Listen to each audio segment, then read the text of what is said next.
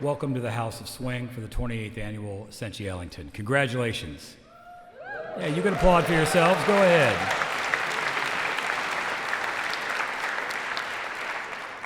Please welcome Wynton Marsalis.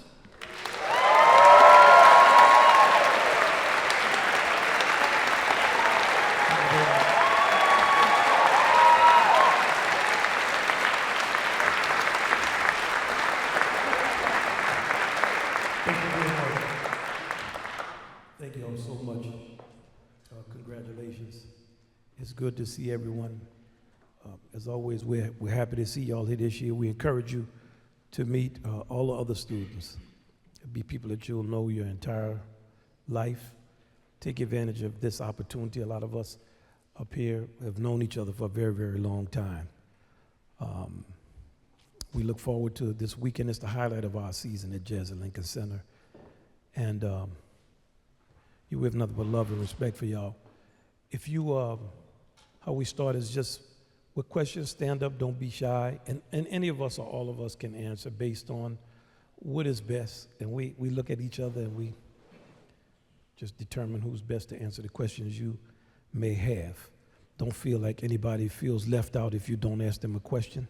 They will be fine. And I saw a nice green suit. You win the green award. I love that suit. You wearing it, that's beautiful. A beautiful suit.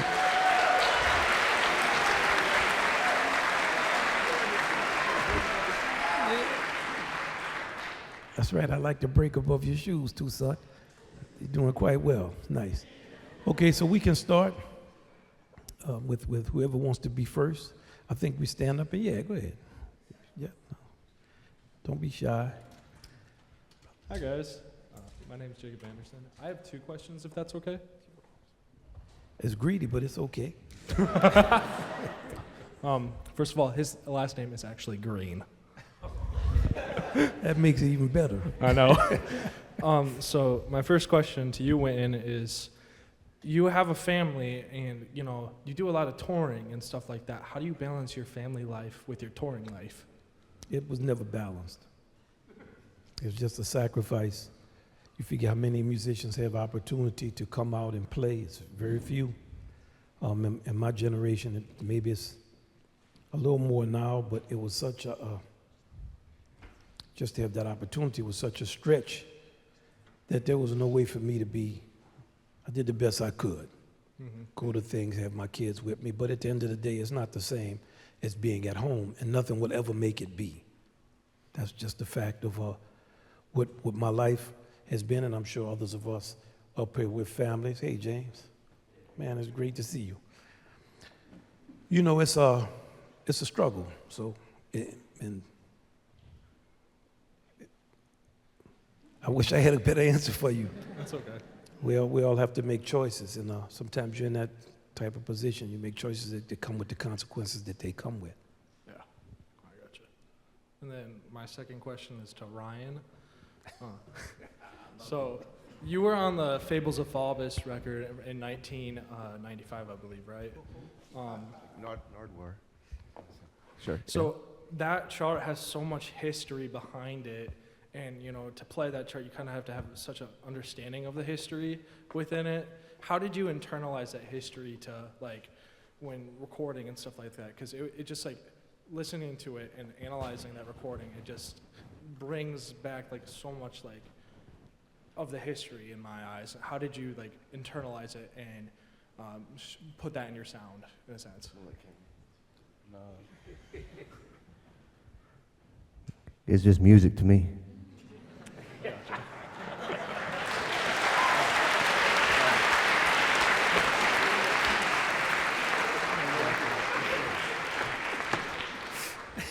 You see, that was a good question. That was a good answer. He got right to it. It's just music to him. Awesome. Thank you. Good questions. This one's directed to you, Mr. Marsalis. I wanted to ask, what mindset or outlook on music has best allowed you to have your music, whether it's improvisation or compositions, reflect your life experiences? There's a lot of us up here. And we all have things we can do. We all have skills. I sit next to Ryan. He went 15 years and barely told me 2 words. But when he started playing, he was saying a lot. And now, after 20-something years, I mean, we just saw, it's hard to even explain, just the love and the depth of feeling, not from a lot of talking, just playing. You know, and everybody up here has things they can do. I can remember nights that I've heard people from Sherman, Paul, it doesn't matter who I picked, Ted, we like in the same generation, we have a closeness. So what I learned is a lot of people can do a lot. Do your thing when you have opportunity and then get out the way and let other people do their thing, and it's better. Great, thank you. Thank you. Yes? So I've noticed that when mastering an instrument, it seems as if you have to be have a sense of perfectionism and openness to repetition. But I wanted to know if for you that relationship was the same with improvising. That's a really good question. To be good at anything, you have to repeat it a lot of times. Even Charlie Parker, he did a lot of repetition. And if you like it, you're going to repeat it. So I think that part of your dedication and what gives you the seriousness is that you repeat things. And we all like to repeat different things. I think the more you repeat fundamentals, because no matter how old you become, it's still hard to do a long tone. It never gets easy. I was thinking just 2 days ago, actually, ironically, Ryan and I were talking about practicing with a mirror. And I was saying that one of my teachers told me to practice with a mirror and look at your embouchure. So I pulled the mirror out, and my embouchure looked so sad that I put the mirror away. I said, I'm too old for this. I think it's also good maybe for Ted to answer this question, because he plays a lot of instruments very, very well.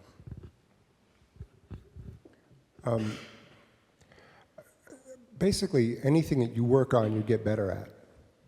And that's it. So you decide what you want to work on. You decide what you want to get better at.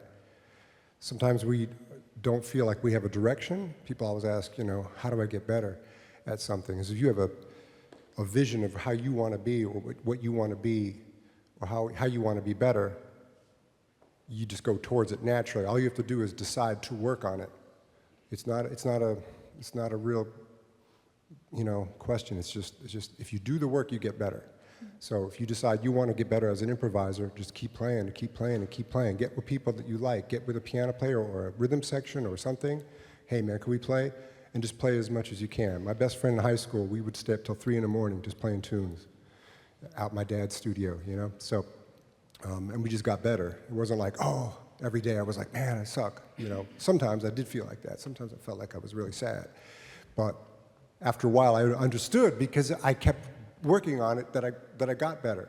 So now I impart to people, young people, just keep working on it. Don't get too bogged down in, am I getting any better? Just keep working on it. Check it out in a year, you know, because then you can really, really compare to what you were doing a year ago. But, you know, basically, yeah.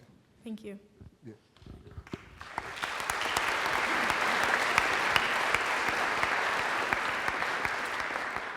Also, just remember when you're improvising, it's your thing. It doesn't have to be like everybody else's. It shouldn't be. When you find a thing you want to play and you hear a certain way, whether people like it or they don't like it, it's yours.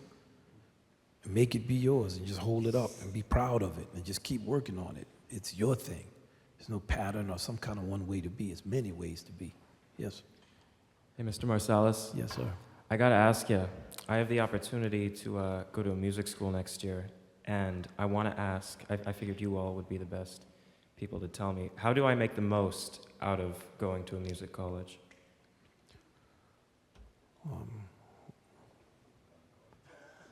I dropped out of college, so I'm not the best one there. Wait, Chris has been to a lot of school. He's good with being, but you did there first. Now, wait a second. I think we're joking up here, okay? But I'm going to give you a brief answer, and then Chris, he's been in college more recently than I've been. I think to maximize your participation in anything, you have to show up. You have to assess all of what's available to you and then exploit what is available. Especially when you go from high school to college, you don't realize that your parents are not there. You are now your parents. So if you discipline yourself and you seek the advice of the teachers that are there, if you use the library resource, if you go to hear other students play, if you participate in what they're doing, if you're generous in your listening to them, then they're gonna like you. If you don't have one little small cabal of people that you get along with just because they reinforce your insecurities, if you can just stretch yourself, just learn and soak up things, deal with other people and practice and ask questions and participate in class and do all the things you want to do to get to where you're going, anywhere you go will be a benefit to you. If you don't want to do that, you have other things you want to do, don't go to college first. Go do all those things you want to do, then go to college. One thing I'm going to finish by directing you to is when an older student goes, a person who's had 4 kids, when she shows up in a class, the level of students you got is unbelievable. Because there's a focus, and there's like, I'm doing this, and I want to get this, and can you do this and that? I would like y'all to be like that about your education. College is a resource for you. Now, Chris is going to have maybe a different perspective. He's much younger than me. He just finished his tour of duty.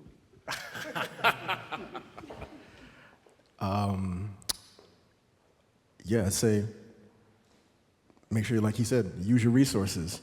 For me, it was really significant to find mentors. Because at the end of the day, college is such a finite thing. It's not infinite, right? You're there for 4 years. If you get a master's degree, you're in school for 6 years or whatever. And if you think about it, in this country, we were in school from the time we're 3 or 4 until the time we're 18. And because we're so accustomed to being in that type of routine, once you leave, you have a hard time breaking out of that routine because it's become such a habit, right? So I'd say find mentors because they can help direct your steps outside of that, not just in music, but in life. And I've been really lucky, like when I went to school, everybody, all of my teachers who were significant became mentors to me to the point where, I can call them at 3 in the morning and be like, yo, I'm listening to X, Y, and Z. I need help with this. Now, again, not with music, with anything, right? Because music is not just about music, it's about people. You know what I mean? Like Wynton said, all these people here, you're gonna see them again. I remember when I was 17, I was in high school, and I was not anywhere good enough to be in the seat y'all are in. But I remember I found out about this program, watching all these kids play incredibly, and now some of those kids are my friends, and I play with them regularly. So use your resources in college. Get mentors. I think everybody can agree with that. It's incredibly significant to have people you can reach out to because we don't know everything. No one knows everything, right? We struggle with a lot of things, musically and otherwise, and it's important to have people who have a certain level of experience that you don't have, and to recognize that. Like, I recognize that all the time. The amount of times I've called Sherman asking him something, he's probably like, oh, here goes Chris again bothering me. Damn, I want to press no, but I got to press yes because Chris got a question, or Ted, or, any of these people up here. Me and Obed were just arguing about basketball because the Boston Celtics are going to win the championship. So, anyway. Yeah. So, yeah. Use your resources. No, but find mentors. Thank you very much. He's young. I've been in this position where I'm just I've gotten into conservatory. I'm feeling really good, but then I just get these overwhelming feelings, and I'm just like, I shouldn't be here. I'm not good enough to be here. I should go back to not playing music, just living a life of just living. But I keep pushing on, and I was wondering if you've ever had to go through that and what you guys did to push through those emotions.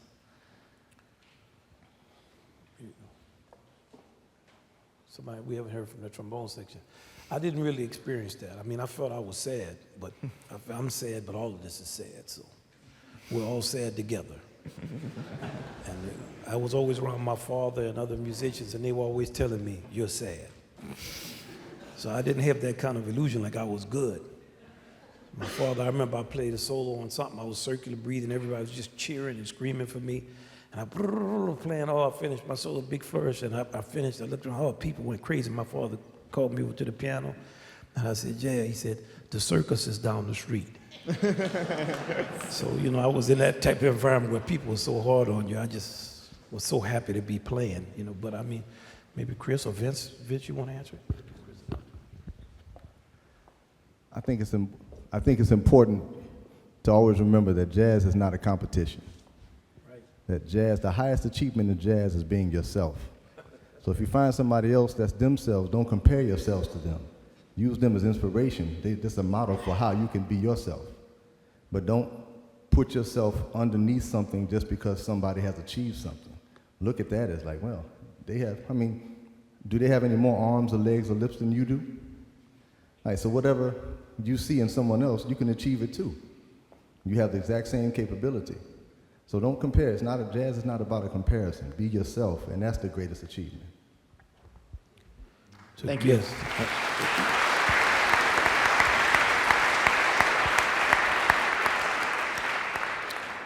That's very important because it affects the generosity of your listening.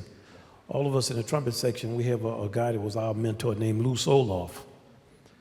And Lou's passed away now, but we can all, just the way Lou would listen up to anybody play. I mean, he loved trumpet players. And when you go to a concert with him, just the generosity that came out of him towards other people's playing made you a better trumpet player just hearing him talk about it. Many times we get in these cultures and there's a lot of negativity about other people's playing, is what Vince is saying. People can play. Find what you like about their playing and embrace it. And don't feel like them being able to play makes you sad. You're sad because you're sad. It's not because of them. That's what my daddy was always trying to convey to me. You're not sad because somebody else can play. Yes. I have a question for Mr. Netzella. What's the biggest lesson or the substantial thing that you learned from being mentored by Joe Temperley, and how does it affect you daily?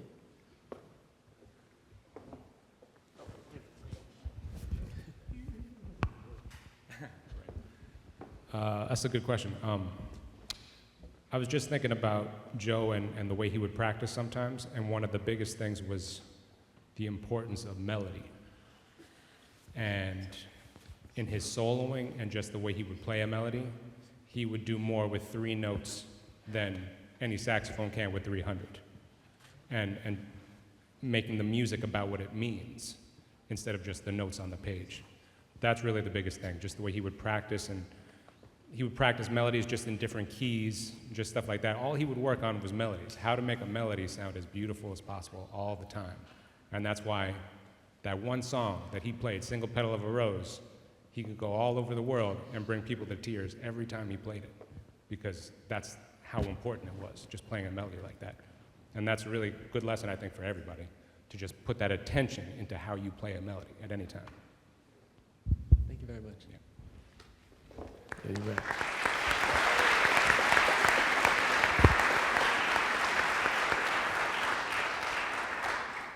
Hello, Mr. Marsalis. Yes, sir. I had the opportunity to ask this question at the Las Vegas, essentially Ellington Regional Festival from Kenny Rampton and Camille Thurman, but I wanted to ask this question to you directly. It's not me on that tape.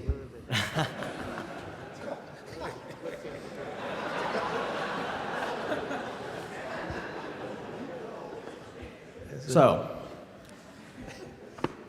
what is an element of jazz that you think young players can value, appreciate, and emphasize more? Swing. Swing means you're forced to share space graciously. Now, it's natural when you're young, you think about yourself, and you have to, because you have to develop your way of doing things, and you're still developing. But always remember that others let you know what the boundary of yourself is. It's like you play basketball, those boundaries, they let you know something. The fact that you have to dribble and you can't run, they're telling you something. The freedom is bound up with the bondage. So we all can agree on improvisation. Everybody wants to solo. But what about somebody else solo and how you listen to them? The thing that will benefit you the most as a citizen of the world is to learn how to share space and to be happy with sharing it instead of begrudgingly. And ultimately, how to share resources. That's always a problem. One hunter goes out and kills a big mastodon, and it rots in that hunter's backyard, and everybody else stands around the gate starving to death, and the hunter says, y'all should have learned how to hunt like me. You understand the point I'm making to you? No? Does that make sense, what I'm telling you?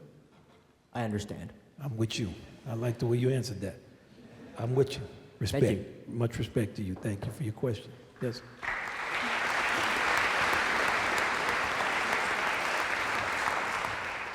Hi. First, I'd like to thank you all for basically everything that you've done, influencing society and jazz and basically everything.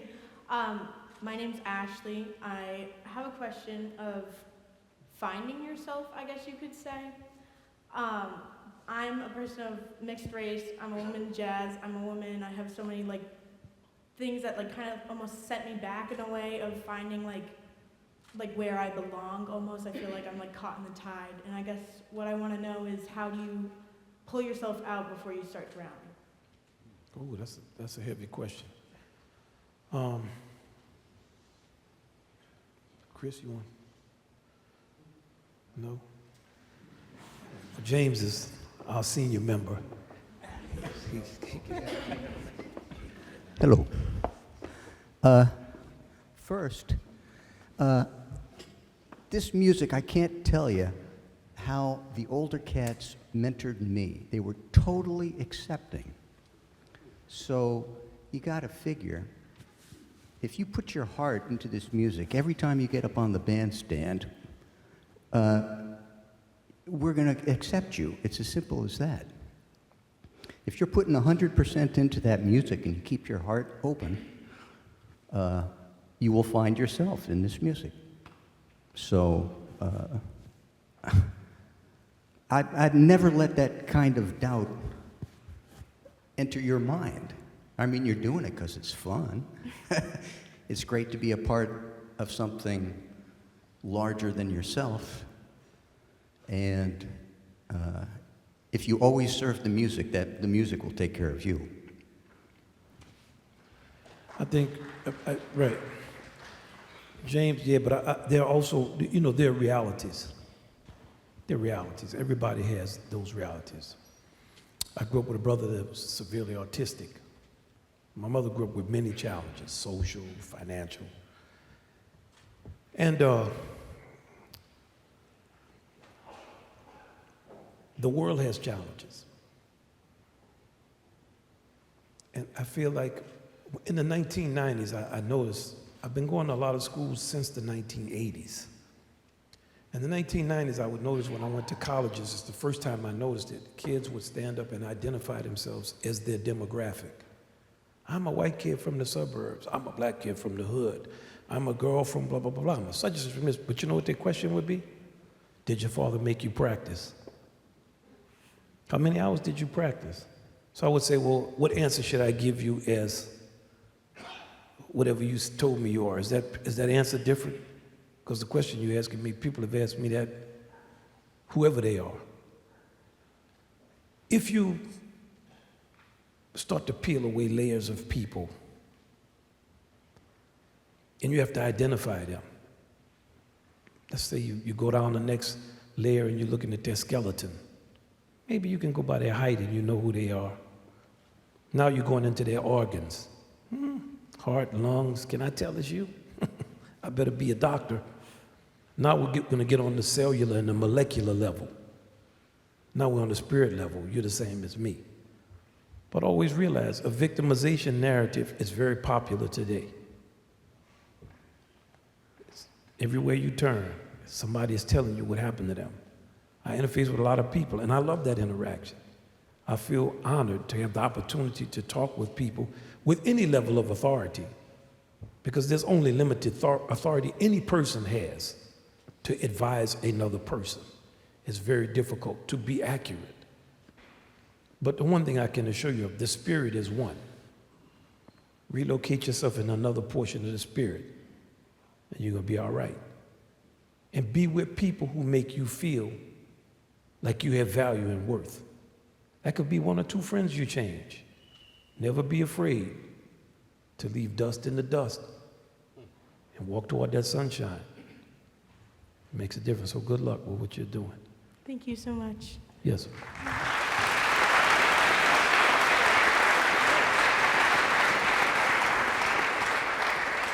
Hi, I'm Max Gilbert from Agora High School. I just want to say first, go Celtics. I'm not from Foxborough, but I'm with you guys in spirit, so, okay, so first, Celtics. we're gonna win, don't Man, worry. you're in New York, man. What's wrong with you? Give him a lesson in geography. I'd say go Red Sox, but I get beat up and I can't, yeah. Security.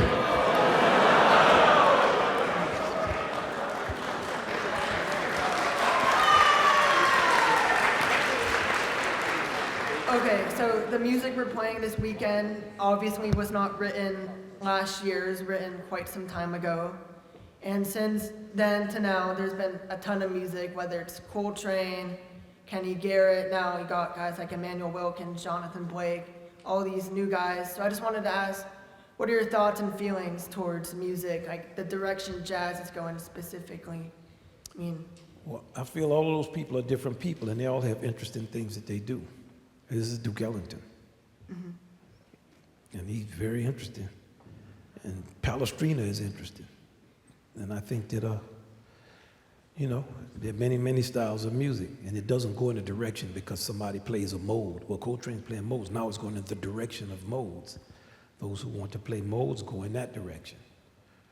But there's a timelessness to the communication with people through music. Human beings are not different now than they were in 1935. You know, the dynamics are the same. And maybe it will change eventually when people start to merge with AI and all the things that could happen.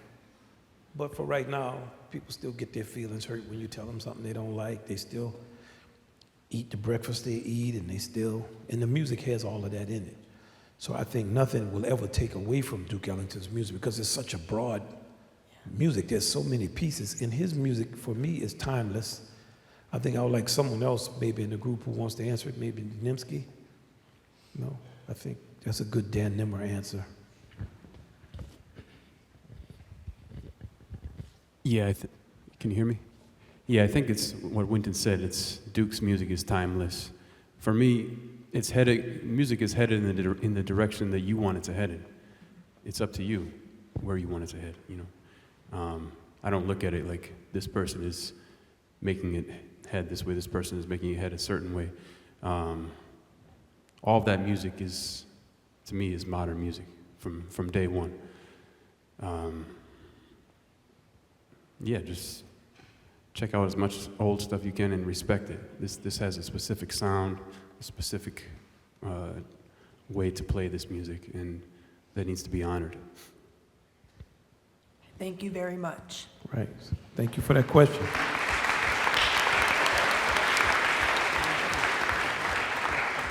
So I also have a question kind of in the direction of modern music. Do you believe that new music has to be disliked, maybe at first, in order for it to change the direction of the genre and just the music overall itself? I don't believe music changes the direction of a genre. I think a genre is great. And I believe a person has their individual way they conceive of things, and maybe some people imitate them. But the people who are playing what they played still play it, and it's still great. Charlie Parker played his style. It did not make Lester Young's style not great, or Jelly Roll Martin's.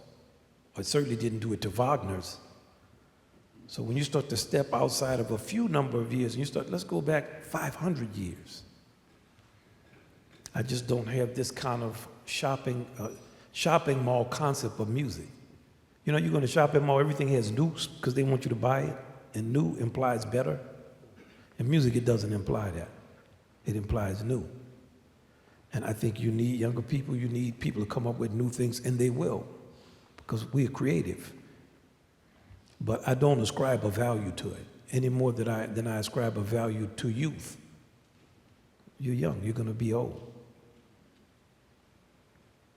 You know, so all this changing the direction of this and doing that. What about the direction of the whole music? Like, let's think broader. What about the entire direction of the whole music, not one movement in the music, not 5 years, not your compositions, mine, Ted's. We have up here many people with different ways of playing music, writing music, playing in different styles, and we have different things we do, we're all different bodies of music we like, we come together, we play it. But just because I play one way or do something, if 5 or 10 people want to imitate that, it doesn't mean the music goes in that direction. There are many directions the music always goes in. While Monk was playing what he was playing, Lenny Tristano was playing what he was playing. He didn't stop playing it because of what Monk was playing. George Russell did what he did while Gunther Schuller did what he did, while Miles did what he did. And because Miles was playing, Louis Armstrong did not one time say, well, let me stop playing now because Miles is playing on this. We sit in this orchestra, I can listen to our trumpet section, we all play totally different things. I hear Ryan play something, man, that's fantastic. I hear Kenny play something, man, I hear Marcus play something, but it don't make me feel I shouldn't be playing. I like what they're playing. Does that make sense? Yeah. So I want you to think in longer spans of time. Instead of thinking in 15 or 20 or 30-year periods, think in 1,000-year periods. When you start thinking in big, long cycles of time, you just start to put yourself in another context. Does somebody else want to? No? Okay. Thank you. All right, yeah, you're right.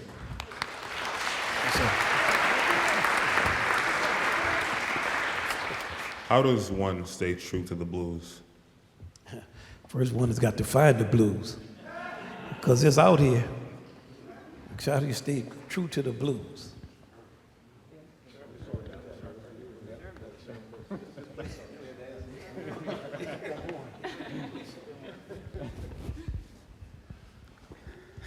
How to be true to the blues? You got to play the blues. Don't run from it. Run to it. The blues is probably the most important, if you're talking about a musical form, it's probably the most important form of music in America. But the blues represents what's in your heart. Dive into that, you'll find the blues. And to be true to that, you'll be all right. Thank you. Mm-hmm. Good luck. Yes, sir.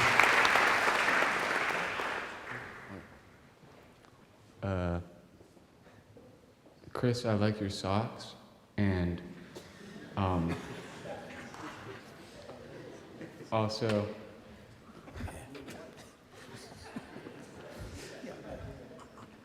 I was wondering about, so like sometimes, especially recently, because like this is such an incredible like festival and I've been really excited about it.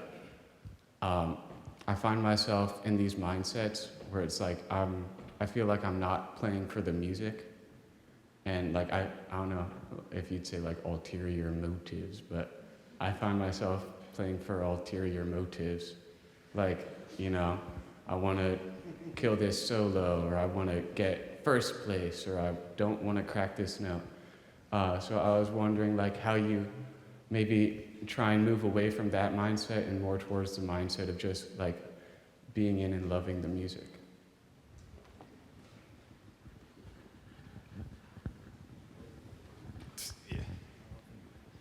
What about my socks?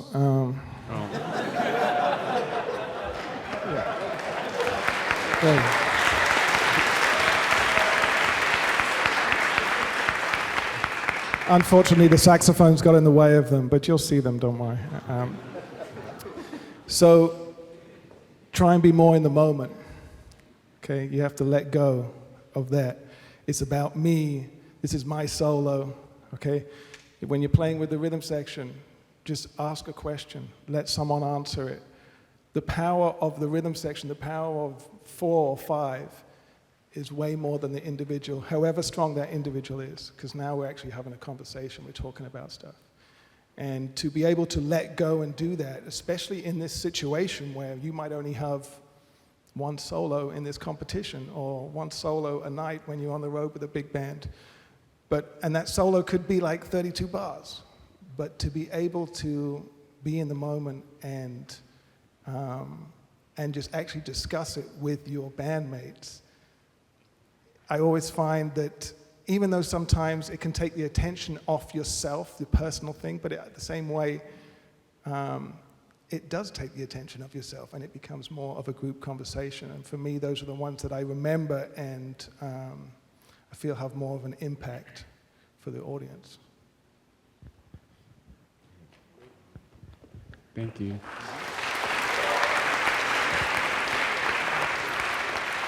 Yes. How do you overcome disagreements when you're in rehearsal?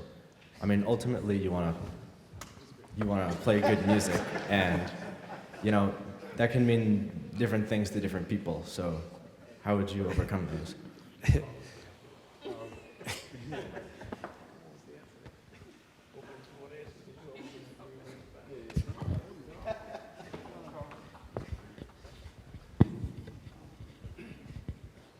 I gotta be very, very careful how I answer this question.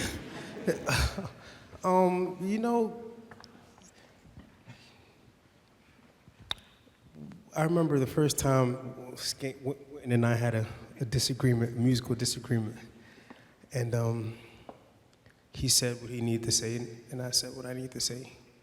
He looks at me, he's like, you know what I play? Fourth trumpet. You know what you play? Drums. So my instrument, and everyone's instrument obviously is important up here, but my instrument sets the tone for the band. It can either break it or make it. So there's certain decisions that, yes, I'm willing to compromise on, and there's certain things that I'm like, okay, you know what? I think for the purpose of the greater good, which is, in my opinion, the music, the bigger picture, this is what needs to happen. 99% of the time, I'm right. No, but there's always some compromise, but we play.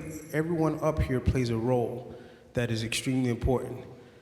I respect Sherman's role. I respect Dan's role. James, Marty, Ryan, everyone up here has a role, and as long as I'm keeping my ears open and accepting the information, then it dictates what I play in the music that you're able to hear. So that's basically my way of dealing with musical disagreement. Now, when you want to talk about the Boston Celtics, that's a completely different ball game, because Miami Heat all day.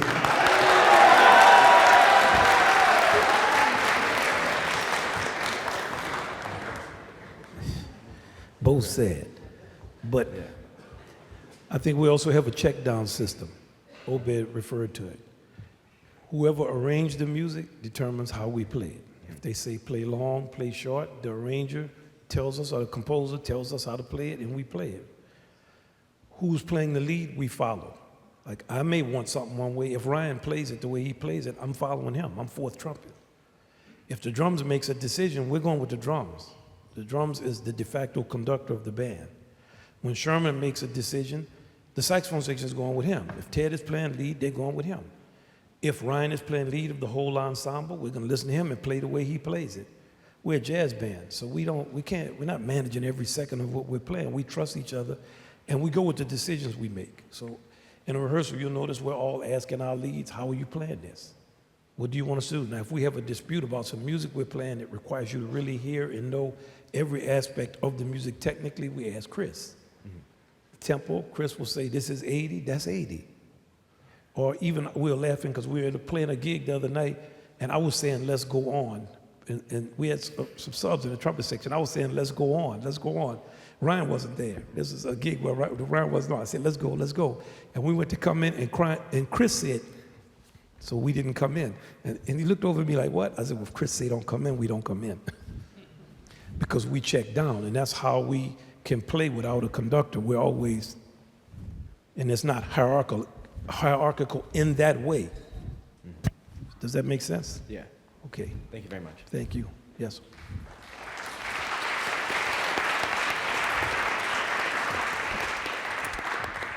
My question for you is, what is your favorite song?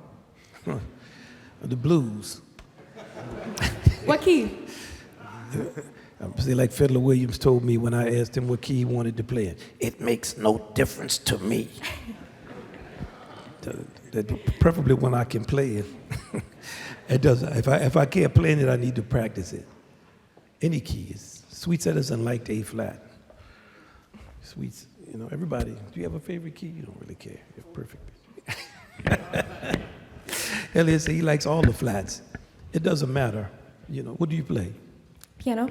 Well, there you go. You have all the keys at your disposal anyway. So, you know, so yeah, it doesn't matter. My father used to always say, son, there are no keys. But it didn't mean I felt there were no keys. For me, there were keys. For him, there were not. But so any key, learn how to play in all the keys. Thank you. Good luck. It's a good question. Yes. Hello, I'm Spencer from Agora High. I like that hat, man. Thank you so much. You're wearing it. It's hard to wear a hat like that Says well. jazz on it. Well, okay. It just dropped in value a little bit, but.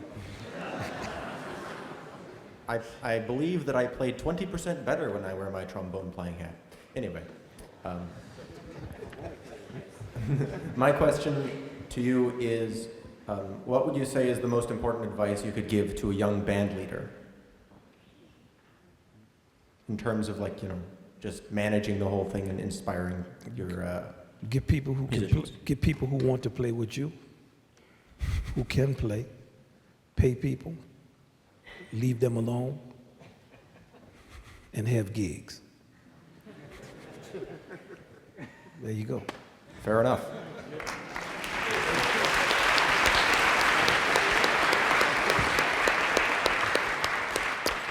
Don't be a drag. That's what our Blakey always told me. Do not be a drag. People who can play don't want to deal with a drag. Don't be a drag. Rehearse and let people go home. Yes.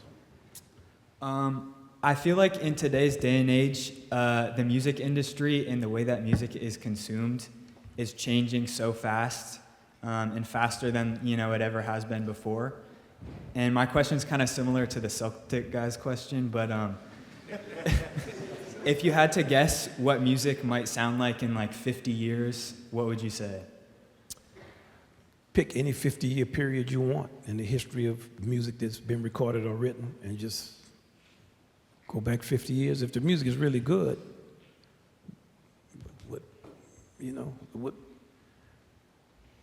it sounds like that. There'll be a few other people that come up and play, and they'll play what they play. And the people who played are still 50 years. Whoever's playing now, if you're 15, then you're gonna be 65. I'm 61. You'll still be playing, so you're gonna sound like you sound. In 500 years, I don't know. But I think that Jimmy Heath had a saying: "If it was good, it is good." And my little brother has a saying. He says, "I'm not in the predicting business. I don't have a crystal ball, man. I always ask him questions. What is this going to be in the future? I don't have a crystal ball, man. I'm not in the predicting business. I know what it is now." So I think don't be afraid of the future. You're a part of it if you stay alive, which is the case for all of us. Don't laugh. It's kind of funny, but no one knows the hour. I'll never forget when I was a kid. I was 11 years old. One of my best friends died of cancer. And I remember we all like, damn, somebody 11 can die of cancer. And man, it tore us all up. Like we couldn't believe it. And you would know it's like the most fun-loving person was always happy, named Wilbur. He was always, hey man, let's go play some football, man. Hey. And then when it happened, it's like it made us all understand. Hey, you're out here for this chance. You better enjoy this. This is your ride. And at any moment, it could change. So I say it kind of a joke, but I say it also seriously. You can't be thinking about the meal you're going to eat in 10 years. Eat the meal that let's cook a good meal tonight. And where the music is going to go. The music never goes anywhere. People play it. Cars and automobiles, technology goes places. AI still can't figure out anything about people playing together. It can write equally bad essays as anybody else. But I don't see that much of human beings to machines. It's not what I believe in. Now many do. Many do. But I believe that just because something is shiny and streamlined and goes fast and computes quickly, it's not the same as you smiling at your mama. It's just in a totally different orbit of experience. So, but when you believe that, then it makes you insecure. Like if music is consumed in a different way. I listen to music that's consumed a different way, but when I listen to what they're playing, it's sad. A lot of it. Just a bunch of machines playing nothing. Okay, people like that. People have always liked stuff like that. That version of that was always out here. Do you know what? I don't know if I'm conveying it to you, because you can have such a belief in the superficial that your baseline becomes superficial things. And inside of you changing your baseline is also your answer to anyone who doesn't believe in the superficial. Now, once you have the answer to those who are against the superficial, well, they got you. You're going to be superficial because you have the answer. Oh, you're just saying that because you're old. Or you're just saying this because I always have to tell people, I didn't like this when I was young. So some things will be great, fewer things will be good, many things will be mediocre, and a whole lot of stuff will be sad. And there's no shame in none of it along that tree. There's no shame in being sad. It can be fun. I played sad basketball for years. I enjoyed it. Should I stop playing basketball because I'm sad? No, I play it. Cook sad meals. Okay, it's fun, isn't it? On and on and on, up the tree. You wouldn't want to eat what I was cooking, but okay, I'm still cooking it. The confusion becomes when you start to prefer some fast food to a meal. And that can happen. You with me? I'm with you. I'm with you. Yes. Hey, a common theme I heard, especially you talk about, is kind of playing the way you want to and finding your own kind of sound and voice. And like, sadly, we live in a world where the music that we like, jazz, is becoming more and more commercially not viable, and it's getting harder and harder to make a living playing that. So my question is, how would you like balance being able to play a living versus playing what you want to play?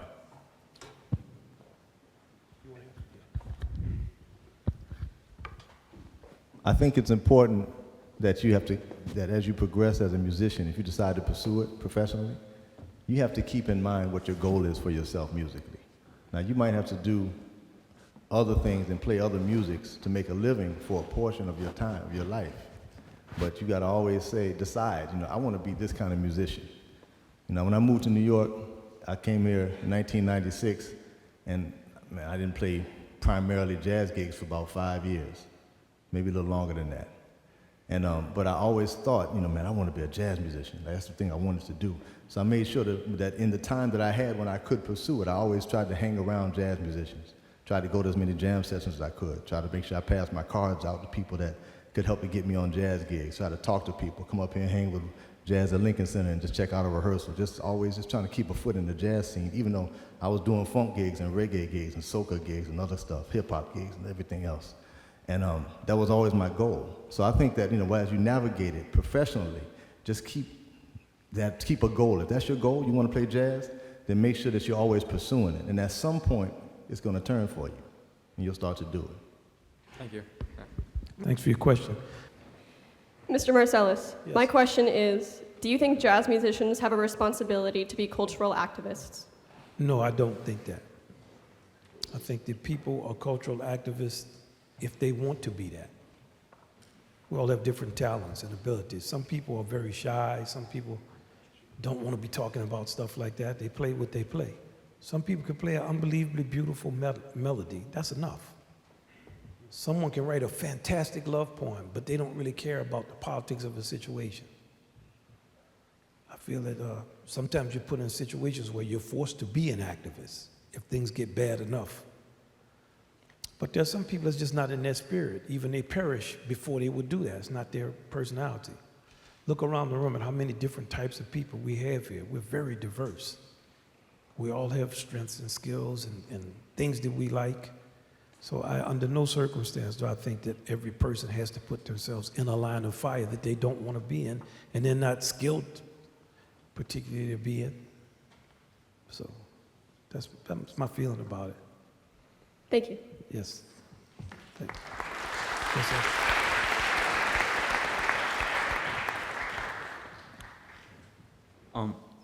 Could you talk about the, sorry. That's all right. I could talk about that too. But Can you not- talk about the way you organize practice when there's so many different ways to develop and the types of goals you set? The ways to organize practice. We all have different ways. You know, I would tend to go from the easiest skill to the most complicated one and do all the practicing of all the skills every day. But maybe Marcus could talk about how he does it. I guess it depends on what you're, composition, arranging, performing, band leading. There's a lot of things that you can apply that question to. So, I just think that you have to have that authority over yourself, because if you lead a band, if you practice something that you need to, to get better, if you don't have the confidence, if you don't have the drive, you're not going to achieve your goal. So you just have to sit down and set your mind to it. Like if I have a problem playing fast, what do? I play slowly. And then I gradually speed the metronome up and then get to the tempo. If I have a problem with my sound, what do? Long tones, air, breathing, exercise. So everything is just baby steps, but, find someone who is doing what you want to do. And like I think someone said earlier, ask questions. Find those mentors and just ask them how they do what they do, and then apply that to yourself, and you'll be cool. Thank you. All right. And also realize you can have people your age that will know things you don't know.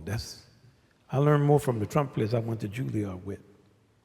Man, I could just go right next to me and be like, how you playing these low notes? Oh man, I practice this Edwin Franco Goldman exercise. Oh, okay. Don't hate, congratulate. Get with them, because you're surrounded by information, And then I think Marcus, the first thing he said is the hardest thing for all of us is to have authority over yourself. Man, it's hard to discipline yourself. It's the hardest thing. And that's one thing that does not change with age. No matter how much messing up you do, you still do it. If I could have figured that out, I would have been able to play good enough for my father to stop telling me I was sad. But self-discipline is very, very important to everything you do. And that's not sexy. That doesn't have anything to it with people looking at you talking about how great you are. That's just you in a room, in a mirror, looking at yourself saying, what I'm going to do. And it's an everyday challenge. So you face that challenge every day. And you just got to get to an enthusiasm about it. I'm not going to eat this pie today. Hey, spinach.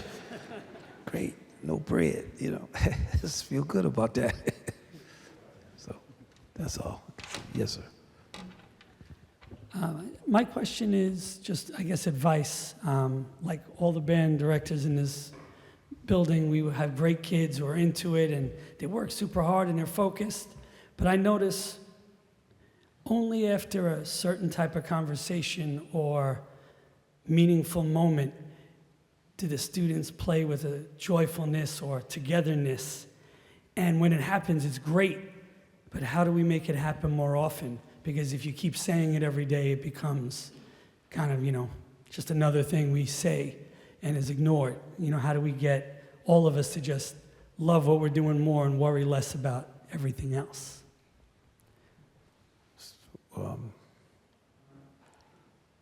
Nobody's looking over at me. See, I'm looking at them for a cue for somebody to look at me and say, I will answer it, but they're not doing that. I think, funny, my band director is here. I think the first time I came to EE. Jim, are you here, Mr. Gager? Where's Jim? Oh, he's back there. All right, Jim. So, about 23 years ago, maybe 24, I was right where you're sitting now. And what inspired me the most about him, he was extremely authentic. Certain things you can't force, and you shouldn't. When something needs to be said, you address it. And certain things, I think we as musicians, we as students, we have to figure out amongst ourselves. And there will be one or two of your students who are leaders, and they'll say, listen, we need to work on letter C. We need to have a sectional, we need to figure something out.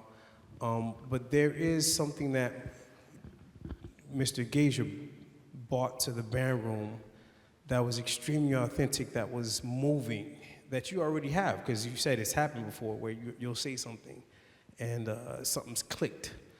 And I think every band director here has it, otherwise you guys wouldn't be here, to be honest with you. So you found a way to connect with your students, and I think the best way is to be authentic. If you try to be something else,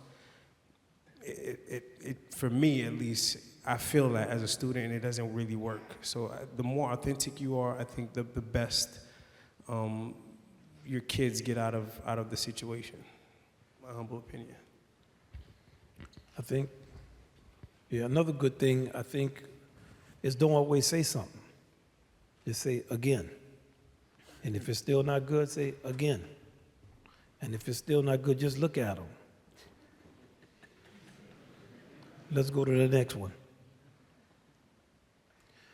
Hi, thank you. You see how you did that? See? Sorry? You see? It's okay. Oh, Thank you you. said the next one? No, I'm talking about. No, that's the tune. Let's go to the next one. I wouldn't do that. I wouldn't do that to Prof. I wouldn't treat him like that. I would look at him and say, let's go to the next one. Like I have too much respect to do that. I'm sorry if it came off that way. I would never do that.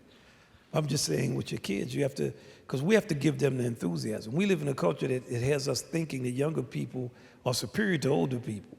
I'm going to ask you, do you think you're going to be superior to yourself in 15 years? I hope not, for your sake. In 30 years, you plan to be much sadder than you are right now? No. Man, I wish I was 15 again. You don't want that. You want to be okay, maturing. So, we got to bring that vibe to them. Hey, this is what we're in here to do. Let's go. Let's get to it. Yes. So I was just curious how you or anyone else in the orchestra, if you're playing on stage and you get nerves, how you implement that into your playing more in terms of expressing your emotion instead of it just sounding like you're nervous. That's a good question. That's a little too heavy for me to answer. Who wants to answer? Nicole. Somehow I knew that question I was gonna be given the microphone on that one. Frankly, because there is an element of nerves that I do have. This is a group that I've been listening to since I was your age or younger. Seeing perform live in my hometown was a very formative experience for me. And so sitting in this chair does bring an element of nervousness to it. It's a lot of responsibility. It's an honor. I'm surrounded by people who I really admire and look up to. So I'd be lying if I said I didn't get nervous, I think the thing that I've always tried to do was focus on my responsibilities in the music, do the best I can to fulfill my role, stay really aware in the moment. I realize when I'm focused on Sherman and his phrasing and the way he's playing something, there's no time for nerves because I'm super keyed in to what he's doing, and I'm with him. I'm trying to be with him every step of the way. And if I'm not, I assess. I don't freak out. I say, okay, I can do that better next time. I'll take notes on the gig, like after I already played it. I'm like, I'm not gonna play that phrase again, But I wanna be as into the phrasing. I'm studying his phrasing really deeply and trying to be a part of that. If I have a moment where I have to solo, about 5 seconds before I solo, I feel like I'm gonna pass out sometimes. Sometimes when I stand up, I feel lightheaded. I'm like, oh, here we go. Is this gonna finally be the day I pass out on stage? But I never have. And it's never happened, despite my fears. And it's the same thing. I just listen to the rhythm section, and I just try to play, and that's it. Thank you. All right.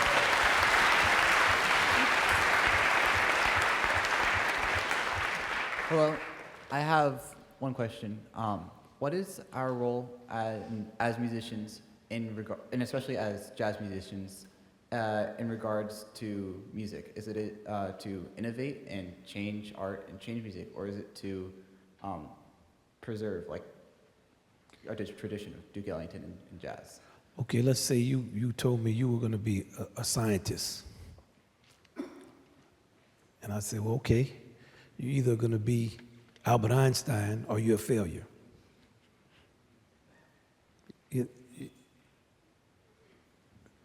Don't go into that. You're a basketball player. Either you have to be Bill Russell, and you have to have 11 rings and 2 championship rings when you're in college, or you're a failure. The word innovation rolls off of people's tongues like, man, you know, it's hard to be Johann Bach. It's hard to be Charlie Parker. Does it mean everybody who was not Charlie Parker was a failure? My father was a failure, all the playing he did?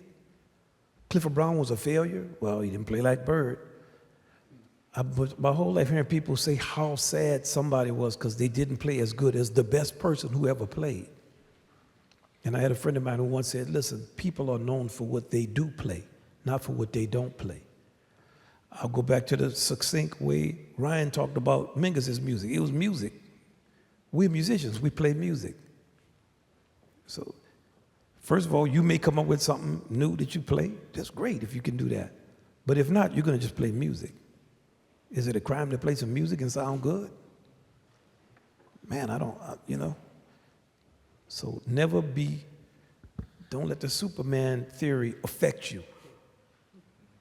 You have to be the greatest chef or don't cook a meal. Cook meals. If you like poetry, write poems. If you're a musician, play music. That make sense? Yeah.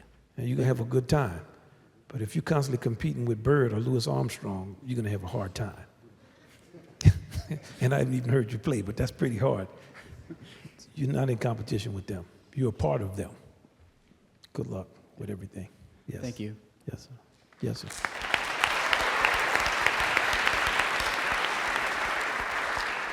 So obviously the orchestra has collaborated with several international musicians and international styles of music. So I'm just wondering, in what ways has the band kind of learned from or used those international styles of music in your own playing? Chris, you want to answer that?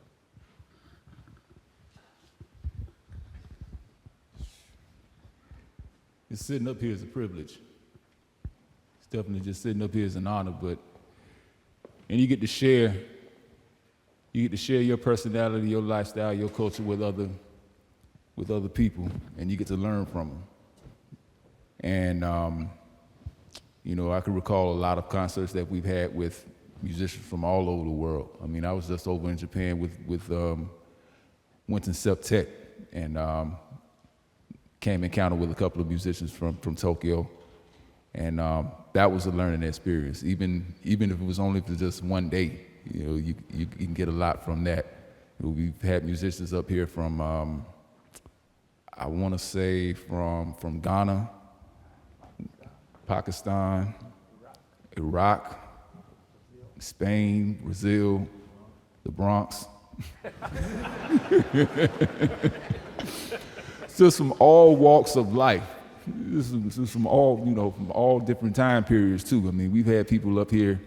I remember Joey Alexander coming up here, and he was only 10 years old playing Around Midnight. And that was a culture shock, because Around Midnight is a hard tune, and everybody plays it differently. And he came in there, and they still do, by the way, but he came up here and played with integrity, enthusiasm, and everything. He just brought what he could inside of that 10-year-old, you know, mind frame, and it was very, very mature. So anybody that you get a chance to play with, or anybody you get a chance to learn from, is always an opportunity to get better. And that's how you improve yourself, by embracing other cultures. I can recall a gig I was on back in 2009 in Veracruz, Mexico, and the gig was finished. It was a 2-hour gig, and then after the end of that, it was basically a fiesta.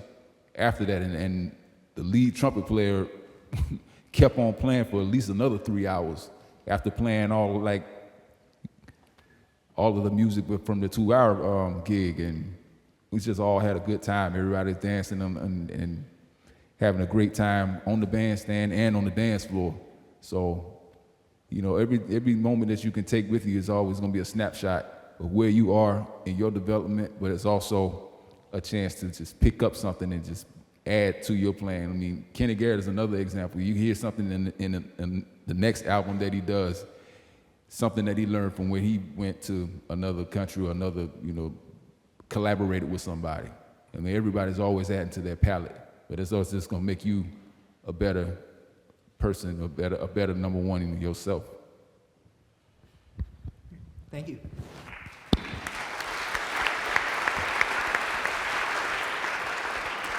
Yes, sir. So as a junior in a 2-year high school, I've been surrounded by a lot of exceptional musicians through the entire year, just in my own band. And I've learned a lot from them this year, but they're about to graduate. So I was wondering, how do I take their responsibility the same way that they, the things that they do, sometimes I feel like I'm not able to take that same responsibilities, or just in general, the things they do. So how would I handle being put into these roles or given these responsibilities?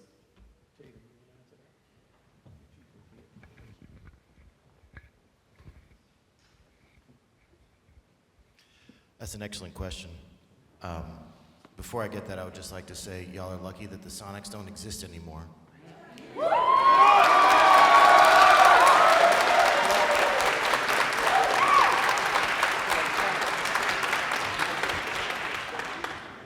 Just want to put that out there.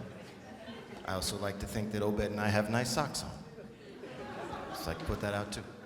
I think that's a very important question. The fact that you are aware of the role that you might play in someone else's life says a lot about how you're going to reflect on that position when you have it next year. I'll bet the people that you're talking about that are seniors this year aren't necessarily cognizant of, I mean, maybe they are, you know, but like, you always lead by example, and your example is one of personality, not ability, you know. There's some great musicians that are terrible people, vice versa, you know. The thing that we can embody for people that are younger than us, the way that we can be a good example to them is it's in our humanity. It's not necessarily in the things that we can play. That can be inspiring, but that doesn't have to ultimately be what it is that we inspire people with. You know, strive to be the best person you can and live that example for other people. You know, and you'll be good. Thank you.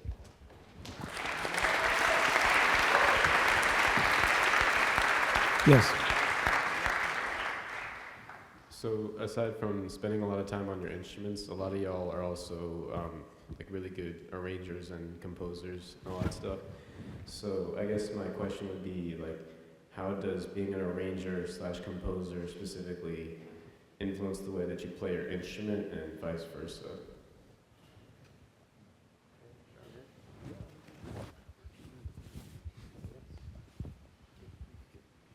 Yeah, I think being able to arrange and having the opportunity to do that with this orchestra is an incredible privilege. It really is.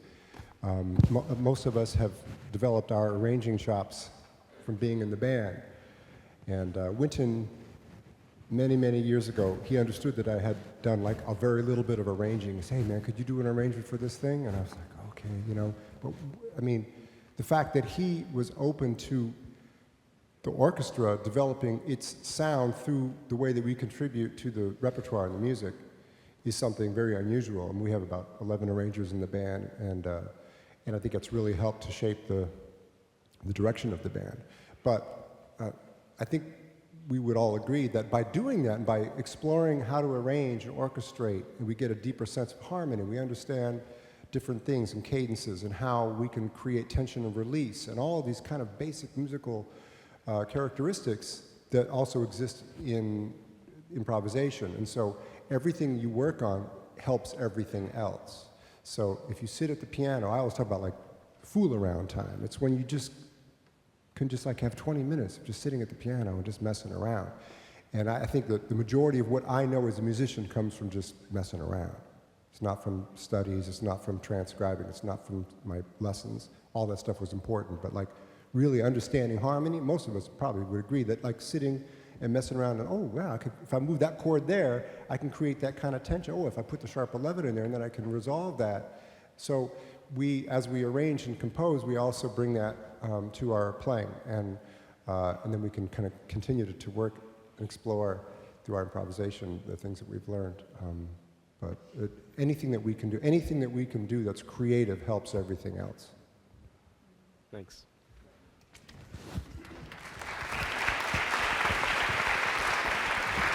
Okay. Okay. So I just got the sign. 5 minutes. So we're going to just answer everybody who's standing in 5 minutes. Yes. So my name is Sapir Kavari from Plano West High School. I like your name. You have a good name. Thank your parents. Thank you. So it's also a composition question. So in today's age, there's so much music out there. So how do you go about writing something that's original? Here first, there was always a lot of music out there. Like there's some kind of thing about today's age. Today's age. Today is another day. There's a lot of people like music. A lot of people right now, the difference is since with the internet, it's an information explosion. Now you have like a supermarket that has 80,000 stores in it. And what do you do when you go to that supermarket? You get a recommendation. Where should I go? I think Vince, he's a very original arranger. I think of all of us, we all, probably when we play as arrangements, we all kind of agree, like, damn, how did he come up with that? He comes up with stuff, and it's so, and when you look at it, you have to say, well, Vince, can you sing this? And then we go home, because it's written with 30-second notes and 30-second note rest and everything. But then when you play it, man, it makes so much sense, and it's so original. So I think he probably about your original. Well, I take a cue, which sums the whole thing up from a mentor of mine, the great Frank Foster, and it pretty much sums up why I write the way or hear the way I do.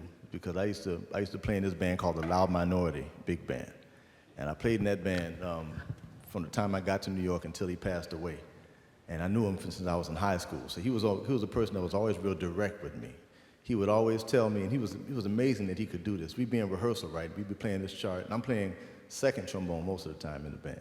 And we'd play this chart and go through the whole thing, and I would butcher some solo, not messing up the changes, all kinds of just butcher, right? And then we'd play 3 or 4 other charts before we take a break. And so 30, 40 minutes has gone by. And then on this break, he says, come over here. He said, he'll remember from 40 minutes ago the thing that I butchered in the solo, and he'll take his horn out, he'd play it, and he said, man, why did you do that? He said, if you had just done this, and he played my idea corrected, if you had played this, then it would have worked. So you need to figure out what this is. Because, and this, I'm like, how do you remember that? I didn't even remember. I've tried to forget it was so bad. And so I used to ask him questions. He had that kind of ear, So I used to ask him questions about his arrangements, because sitting in the middle, in the trombone section, you're in the middle. You have a very interesting vantage point. You can hear everything below and above you and how it relates to everything. It's doubled with something, it rubs with something. So in his orchestrations, I'd be hearing all this stuff. And I would always ask him, man, why'd you do this? Why'd you do that? What's this? What's that? What's this? He got kind of tired of me asking him questions after a while. So after a while, he said, look, you know what to do. This is what you know what to do. Write what you want and don't worry about it. They're going to figure it out. As long as you know what to do, write what you want. And they're going to figure it out. And that's what he was saying. When you're around writing for great musicians, write what you want to write. They're going to figure out how to play it. But be true to yourself. Just write what you hear. And the more I listened to his music, the more I understood that, because he wrote especially for saxophones. He used to get the saxophones all the time. He writes some ridiculous choruses for saxophone, but I would never think to write something like that. But only he as a saxophone player with that kind of connection to it and that dedication to his own originality could write stuff like that. So I believe in that. Once you know the basics, know the orchestration, you know all the stuff you're supposed to do, man, write what you want to write and don't give them what anybody thinks about it. All right. Thank you.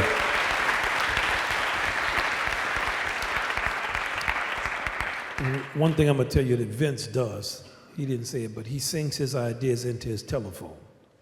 So once he has a lot of ideas for stuff, when he wakes up or something, he hears original ideas, he sings them in the telephone, then he writes them out. This is what I'm thinking. Respect yourself. Yes.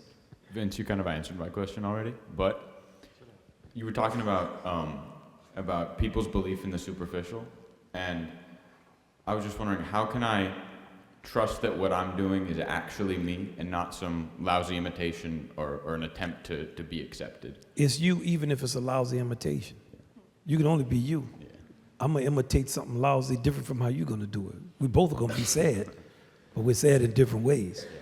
Like I'm going to mess the peanut butter up and you're going to mess the jelly up. And some of us are going to mess the bread up. You know, so I don't worry about that as much, you know. You don't want to be so critical you can't do anything. It's like somebody getting ready to go out for a dance and nothing is ever right. Man, my shoes up, my hair, you're not ever going to be right. Go to the dance. Nobody can see anyway. It's dark. Then when you get out on the floor, you know, nobody's looking at you. They're trying to do their thing. Do your thing and be free to do your thing. Like I tell many of my students I've had, especially at Juilliard, because they're so talented, it really doesn't matter what I think about it. What matters is what do you think about it?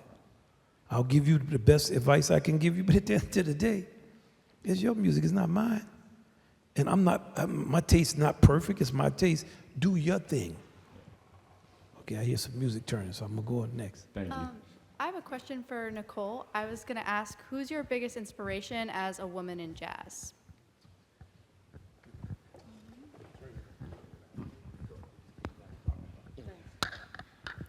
I don't know if there's a singular one. You know, really when I think about it, there's a lot of women who kind of went through a lot more than I did. Think of someone like Mary Lou Williams, you know, or Nina Simone, or, you know, Billie. And, you know, they found their way in the world, so I can too, you know, that's sort of how I think about it.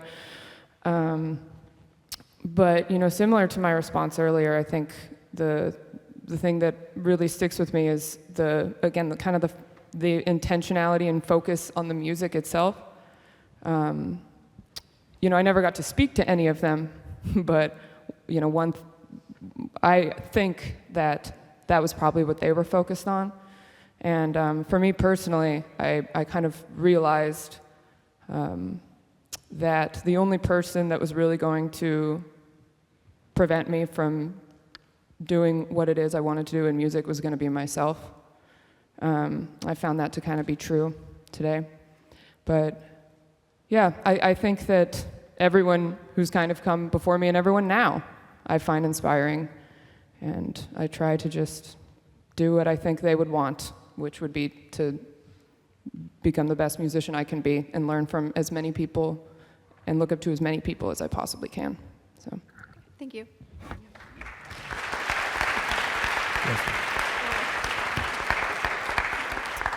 Hi. I'm gonna try and compress this because I know we don't have much time.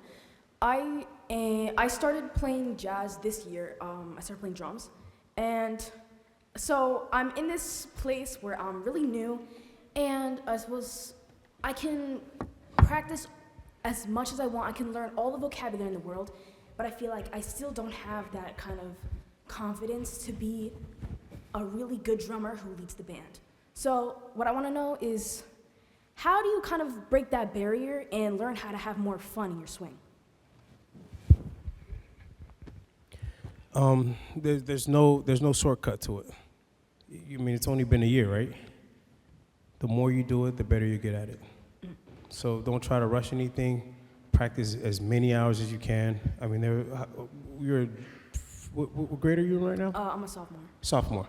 So at your age, I was practicing probably 4 or 5 hours a day. Seriously, I would wake up early in the morning, right before school. After school, we'd have our band rehearsals. When I get home, practice even more. So there's just no shortcut. You know, just keep practicing. Listen to as many records as you can. Check out as many the older drummers, Papa Joe, Sid. I mean, it's a long list. I won't waste your time right now, but just check out a lot of music, and eventually you'll gain the confidence. And listen, it's okay to have that little bit of fear in you. You know, that's part of what we do too. That's part of. I mean, till this day, there are moments, you know, where I get butterflies, but that's what helps create, you know, some special music. You know, because then what ends up happening is you forget about what's here and you start listening to your surrounding, which is something that can help you don't worry about this. Listen to the bass player, listen to the piano player, listen to the soloist, and that'll help you get ideas so that you guys can create music together, if that makes sense. Of course, yes. Thank you. I'd like to add something real quick to that from the non-drummer perspective to my friend. Just something I wanted to add real quick to that from the non-drummer perspective is that we as the non-drummers in the band, we desperately want the drummer to lead us. Like we desperately need that leadership from the drum chair. So realize that they want you, who you're playing with, they want you to lead them. So it's not a thing where you have to feel any kind of apprehensive. They really want you to lead them.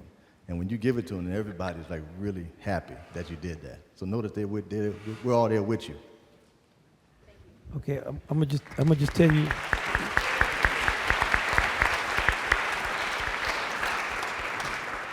I wanna just tell you one thing that may seem crazy to everybody in here, but this is the truth. Now, when I was younger, I would get in a mirror and I would pretend like I could play. Of course, I couldn't play, but I would try to get my stance a certain way. And I would be in the mirror just, I didn't even know the vocabulary, but I was in my mind, man, I can play.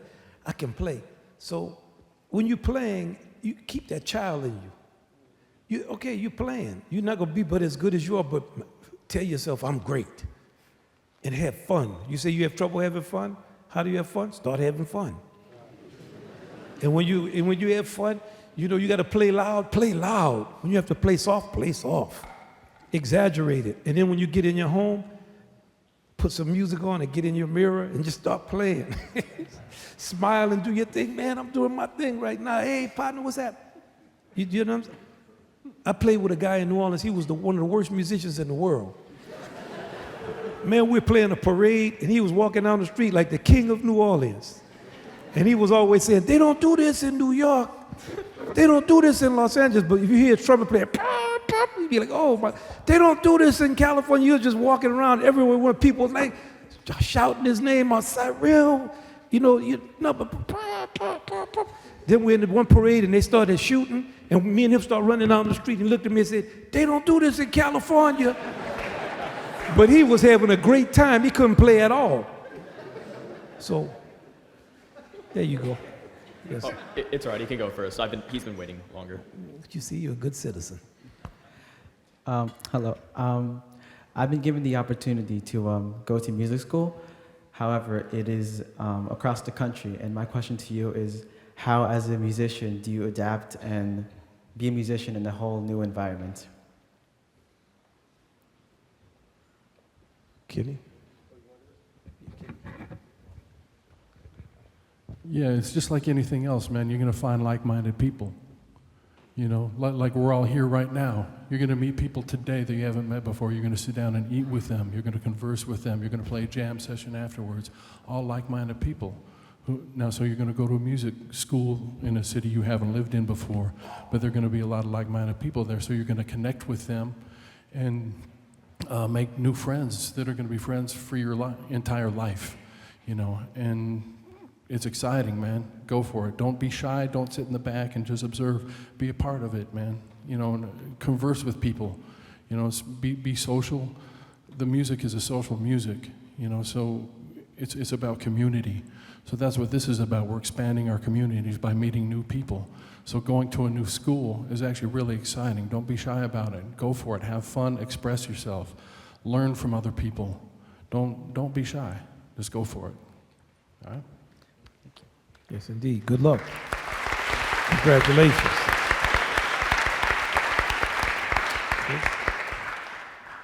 Hi, sorry. I'm Gavin. I'm with Agora High School, and I have one question. What is the most detrimental thing a musician can do to their career, and how do you prevent yourself from doing it? Man, that's a long list today. All right, what's the main thing then? Main thing. Not be able to play. Okay, maybe not that, but yeah. I don't yeah. I think I've got a lot of opportunities just from being a reliable person and just, being somebody that people know they can trust, that you can count on, just showing up on time, preparing the music, treating people with respect. It's pretty simple, you know, but that's gotten me a long way. And so I kind of think about every opportunity to work with any person, somebody I know well or somebody I just met for the first time. Each of those interactions is an opportunity to demonstrate those kind of the basic integrity and respect that you need to, you know, conduct yourself with as a musician and as a person in order to have success. So, yeah. Right. Also, I'm going to tell you, it's hard to be detrimental as it is to be really good. You got to go out your way to be a pain in the behind.